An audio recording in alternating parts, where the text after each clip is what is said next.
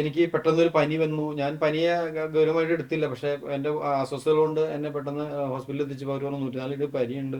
എന്നോട് ചോദിച്ചു നിങ്ങൾക്ക് എന്തെങ്കിലും ഹാബിറ്റ്സ് ഉണ്ടോ? അപ്പോൾ ഞാൻ പറഞ്ഞു എനിക്ക് സ്മോക്കിംഗ് ഉണ്ട്. അപ്പോൾ എന്നോട് ഡോക്ടർ എടുത്ത വഴിക്ക് ചോദിച്ചു അതൊന്ന് നിർത്തിക്കൂടെ എന്ന് ചോദിച്ചു. അപ്പോൾ ആ ചോദ്യം ഡോക്ടർ ചോദിച്ചതായിട്ടല്ല എൻ്റെ മുമ്പിൽ വരിക. അത് ആരോ എന്നോട് ഉള്ളിൽ നിന്ന് ഒരു ചോദ്യം ചോദിച്ച പോലെ തമ്പുരാൻ്റെ ഒരു വിളി പോലെ എനിക്ക് തോന്നി.